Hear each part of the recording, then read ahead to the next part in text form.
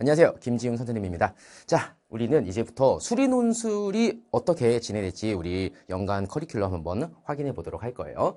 우리가 수리논술을 준비한다고 하면 되게 다양한 것들을 생각을 해야 되는데 일단은 단순하게 어떤 과정을 통해서 내가 수리논술을 이해하고 그 다음에 논술의 답안을 작성할 때 필요한 요소가 뭔지를 확인할 수 있는지 그 간단한 과정을 한번 살펴보도록 하겠습니다. 일단 첫 번째로 우리 정규 과정이라고 판단할 수 있는 거, 이건 뭐냐면은 모든 학생들한테 가장 필요한 기본적인 단계라고 생각하시면 돼요.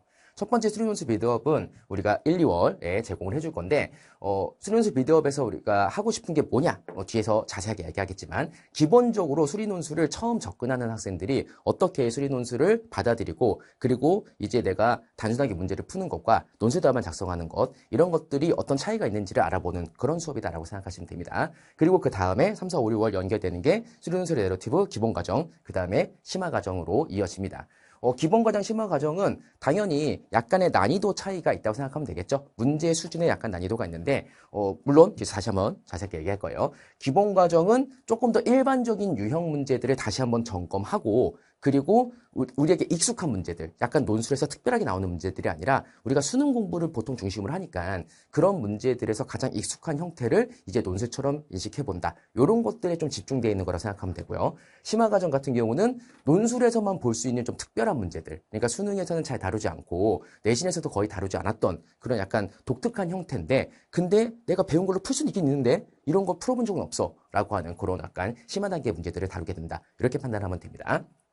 자, 그리고 정규 과정 말고 이제 특별 과정이라고 우리가 할 수 있는 거, 사실은 확률과 통계, 기하 요 과목을 특별하게 따로 뺀다는 것 자체가 좀 그렇긴 해요. 지금 교과 과정이 그러니까 그런 거죠. 예전에는 다 배웠었는데 지금은 이제 수능을 선택하고 있는 그런 세대이기 때문에 요게 이제 평소엔 안 하지만 내가 특별히 시간 내서 공부하는 그런 걸로 바뀐 건데 사실은 이 내용, 확률과 통계 기하에서 우리가 수리논술 노배 과정에서 하는 거는 가장 처음에 진도, 그러니까 처음 개념 수업을 듣고 이 내용이 뭔지 그냥 확인하는, 그러니까 진짜로 처음 배운다 생각하고 진행하는 수업이라고 생각하면 됩니다.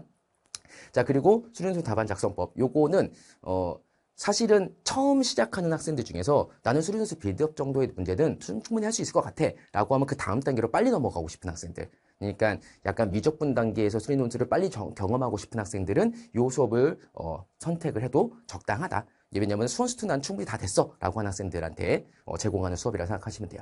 그리고 여기 7, 8월이라고 따로 되어 있는 건 뭐냐면은 사실은 이건 수업은 1, 2월 안에 제공이 되긴 할 거예요. 그런데 7, 8월 되면 논술을 처음 시작하는 학생들이 있어요. 그러니까 보통 여름방학 되기 전까지는 그 내신 챙기고 수시 준비 잘하고 정시 준비 잘하다가 이제 여름방학 지나서 이제 원서 쓸 때 이제 논술을 좀 해볼까라고 그렇게 시작하는 학생들이 분명히 존재하죠. 그런 학생들이 일단은 뭐부터 시작해야 되지라고 하면 정규과정 다 따라가기 너무 길다. 그러면 일단 이거라도 빨리 점검하면 되겠다. 이렇게 해서 7, 8월에도 다시 한번 요 수업을 확인해 보면 좋겠다. 이렇게 편성이 된 거라고 생각하시면 됩니다. 자, 그러면 그리고 마지막 기출과정. 마지막에 이제 10월까지. 이 10월까지의 과정은 대학별 기출 문제들을 쭉 정리하는 그런 과정이라고 생각하시면 됩니다. 물론 이거는 수업 제공의 일정이 조금씩 다를 수 있는데 학생들이 공부할 때 이런 일정으로 따라가 주면 가장 적당하다고 생각하면 돼요. 근데 가능하다면 좀 더 빨리 시작해도 돼요. 7월보다 좀 더 빨리 시작해도 상관없습니다. 왜냐면 우리가 어떤 대학을 원서를 접수를 하려면 그 대학이 어떤 수준의 문제가 나오고 어떤 스타일의 문제가 나오는지를 확인하고 그러면 나는 이거는 충분히 해볼 수 있겠다. 어떤 경우는 야 나는 기하를 도저히 못하겠는데 아니면 나 확통을 못하겠는데 확통이 이렇게 나오네 이렇게 생각할 수도 있잖아요. 그러니까 그런 걸 점검하기 위해서 반드시 원서 접수 전에 모든 대학의 문제를 한 번쯤은 다 확인해보는 그런 연습은 꼭 필요합니다. 그래서 7월보다 좀 더 먼저 시작하는 게 좀 더 적당할 수는 있긴 있어요. 그래서 수리논술 기출의 내러티브는 2025학년도 이전의 문제들 요거를 제공해주는 그 연도별로 제공해주는 수업이라 생각하면 되고 기출과정 A세트, B세트 요거는 2025학년도 이번에 그러니까 바로 작년에 시험 본 거죠. 그 시험에 대한 해설 과정이다라고 생각하시면 됩니다. A세트는 미적분 확통기하를 모두 출제하는 그 대학의 세트가 되는 거고 B세트는 미적분까지만 출제하는 물론 살짝 확통이 들어간 학교도 있긴 있어요. 근데 아주 쉬운 문제로 들어가니까 어쨌든 B세트에는 미적분까지 그 미적분이 중심인 대학들 요런 문제들을 요 세트로 묶었다라고 생각하시면 됩니다. 자, 그럼 우리가 이제 수업을 통해서 무엇을 얻어내야 되는가? 사실 수리 논술이라고 생각했으니까 우리는 수능과는 분명히 다르죠. 수능은 답을 맞추는 거. 그러니까 어떤 식으로 풀어도 상관없어. 일단 답을 좀 더 빠르고 정확하게 찾을 수 있는 그 훈련이 필요해라고 생각했다면 논술은 그게 아니죠. 답은 쉽고 빠르게 직관적으로 판단했어. 근데 그걸 어떻게 설명하지? 이 설명법이 어느 정도 좀 필요하죠. 왜냐면 걔가 점수로 부여되니까. 그렇다고 해서 뭐 엄청난 뭔가 완벽한 소설 이걸 원하는 건 아니고 적당히 논리적인 소설, 적당히 자연스러운 소설 이게 필요한데 이게 연습 안 해본 친구들은 좀 힘듭니다. 해보면 막 연습장에다 막 문제 풀듯이 그냥 수식 몇 개 쓰고 끝 이렇게 해버린 친구들 가끔 있어요. 그러면 좋은 점수 받을 수 없단 말이에요. 똑같은 문제를 풀었어도. 그래서 우리의 목표는 일단 문제를 풀 수 있게 만드는 건 약간 당연하다. 그래서 문제를 풀 때 그냥 직관적으로 그냥 암기한 걸로 그냥 끝내는 게 아니라 좀 더 정확하고 이론적으로 우리 교과 내용에 있는 그 이론적으로 정확한 개념을 적용해서 문제를 해석하는 거 이런 연습도 일단 하고 두 번째로는 답안을 쓸 때 필수적으로 내가 써야 되는 수식은 뭐냐 그리고 그 수식을 쓸 때 어떤 식으로 자연스럽게 연결시키는 게 가장 좋은 답안이 될 것이냐 논리적으로 가장 정확한 단계가 무엇이냐 요거를 계속 연습을 한다는 거죠. 이게 연습이 되면 좀 자연스러워집니다. 이게 또 자연스러워지면 나중에 수능 문제 풀 때도 도움이 돼요. 그러니까 내가 평상시에 잘 못 풀던 문제가 있었어. 이거는 이런 문제 나 도저히 못 풀겠더라. 이런 형태 잘 못 풀겠더라. 하던 문제들이 있었는데 요것도 요런 수리논술처럼 문제를 정확하게 해석하는 그리고 단계를 정확히 밟아가는 이 연습을 하다 보면 이렇게 해보니까 뭔가 해결의 실마리가 보이기 시작하는데 라는 경험을 할 수도 있을 거예요. 그런 것도 우리가 기대를 해볼 수 있다. 이런 거라고 생각하면 됩니다. 그래서 결과적으로 수리논술을 잘 공부하면 수능까지도 좀 고득점을 우리가 얻을 수 있지 않을까라고 생각하는 것도 가능해요. 자, 그러면 아까 얘기한 것처럼 구체적으로 하나씩 과목에 대한 설명을 좀 자세하게 보도록 할게요. 일단 수리논술 빌드업. 수리논술 빌드업은 기본적으로 수원수투 중심입니다. 수원수투에서 가장 필수적인 유형 문제들.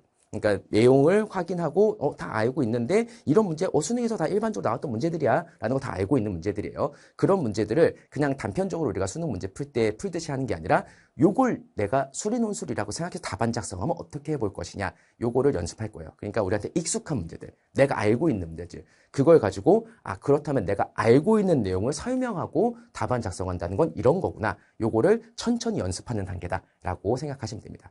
그래서 논술 답안을 앞으로 작성한다면 이런 것들을 하는 거구나를 인식하는 그런 단계라고 생각하시면 돼요. 그래서 문제들은 조금은 단편적이고 조금은 단순하게 쉬울 거라고 생각하시면 됩니다. 그런데 쉬운 문제부터 연습을 잘 해둬야지 어려운 문제 풀 수 있겠죠. 자, 두 번째. 확통과 기하도 사실은 우리가 1월부터 그러니까 준비할 친구들은 1월부터 해주는 게 좋긴 좋습니다. 왜냐면 익숙하게 만들어야 돼요. 왜냐면 우리가 이론을 알고 공식을 안다고 해서 모든 문제를 풀 수 있는 게 아니잖아요. 그러니까 적어도 확통기하가 조금 어렵게 출제되는 상위권 대학을 지원하는 학생들은 적어도 확통기하를 1월부터 천천히 공부를 하고 있어야 된다. 그래서 우리가 확통을 1월부터 시작하고 그 다음에 기하는 3월부터 시작하는 그런 스케줄로 가고 있는 겁니다. 그래서 가장 기본적인 이론, 가장 기본으로 내가 알고 있어야 되는 유형 그런 문제들을 연습하는 거. 그러면서 이게 논술 문제에서는 이런 방식으로 나오긴 한다. 근데 미적분처럼 되게 어렵게 나오진 않아요. 그러니까 미적분은 조금 확장된 문제가 많이 나오는데 확통기하 같은 경우 특히 확률과 통계는 조금 어려운 문제 나오기도 합니다. 그런데 기하는 출제하는 대학들이 최근에는 아주 어렵게 출제하진 않는 편이에요. 좀 더 기본적인 내용에 충실하고 기본 유형을 잘 이해했다면 약간의 계산을 좀 추가시켜서 풀 수 있는 정도로 그런 수준을 내거든요. 그런 문제들이 어떤 건지 한번 확인해보는 단계다. 이렇게 판단하시면 됩니다. 자, 그 다음에 기본 과정이죠. 기본 과정은 아까 얘기한 것처럼 이제 미적분, 확률과 통계, 기하 3개의 강좌가 다 따로 진행될 건데 전반적으로 다 유형 문제를 좀 더 한 단계 업그레이드 시켜서 연습을 한다. 아주 쉬운 단계가 아니라 쉽게 생각하면 수능에서는 약간 쉬운 4점짜리 또는 약간 어려운 3점짜리 이런 문제들 중심으로 연습. 그 다음에 또 여기서 추가적으로 하는 건 몇 가지 증명을 같이 같이 갖고 갈 거예요. 그러니까 우리가 우리 단원적으로 다 배운 것들이 있습니다. 공식을 배운 게 있고 성질을 배운 게 있어요. 그 중에서 요거는 정확한 증명법이 뭔지를 알아두는 게 좋겠다 하는 거 있죠. 그런 것들을 이 기본 과정에서 좀 많이 다루게 될 겁니다. 물론 노베 과정이나 비례 과정에도 살짝 들어있긴 해요. 근데 기본 과정에서는 조금 더 난이도가 있는 증명들 우리가 당연히 받아들이고 사용하고는 있지만 요거를 내가 수식적으로 완벽한 증명을 한다면 뭐가 될 것이냐 요거 연습해요. 그러면 그게 뭐냐 결국에 이거죠. 논리성과 엄밀성을 바탕으로 해가지고 수학 문제를 해결하는 그 과정을 익숙하게 만들어 본다. 이렇게 이해를 하시면 됩니다. 자, 심화 과정도 마찬가지로 미적분, 확률과 통계, 기하 다 과정별로 따로따로 제공이 될 겁니다. 여기서는 논술 유형에서 심화 문제들을 다루게 될 거다. 이렇게 이해해 주시면 돼요. 논술 문제를 보면은 수능 문제랑 비슷한 것도 꽤 많은데 수능 문제를 풀던 그 연습을 할 때 만나지 못했던 그런 유형의 문제들이 꽤 많이 있습니다. 그런 것들은 따로 연습을 하지 않으면 처음에 문제를 볼 때 당황하게 된단 말이에요.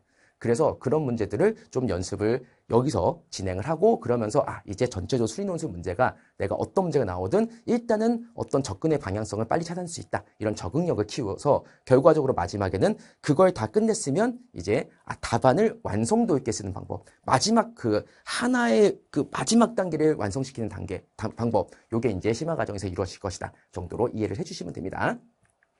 자, 그리고 수능에서 답안 작성법, 요거는 사실은 그러니까 이전에 제공했던 수업인데 그걸 이제 리뉴얼을 할 건데 요거는 아까 얘기한 것처럼 어떤 거냐면은 내가 빌드업 단계의 문제들은 좀 충분히 할 수 있을 것 같다. 그러면 조금 난이도 있는, 그러니까 조금 살짝 난이도가 있는 미적분, 수원수투 요런 문제들을 답안 작성을 좀 빨리 접근해보고 싶다. 그러니까 정규 과정을 내가 다 소화하기에는 시간이 좀 부족하다라는 학생들은 약간 속성 과정처럼 이해를 해줘서 요 수업을 잘 활용해주면 좋겠다라고 생각하시면 됩니다.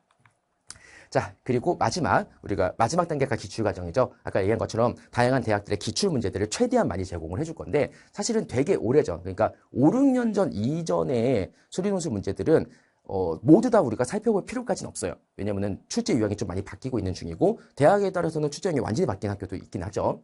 자, 그런데 여기서 조심할 건 뭐냐면은 이거 미리 얘기하는 건데 나중에도 얘기할 건데 내가 어떤 A라는 대학을 지원한다고 했을 때 그 대학의 기출 문제를 그 대학의 기출 문제만 보는 친구들이 있어요. 안 됩니다. 다른 대학의 기출 문제 당연히 봐야 돼요.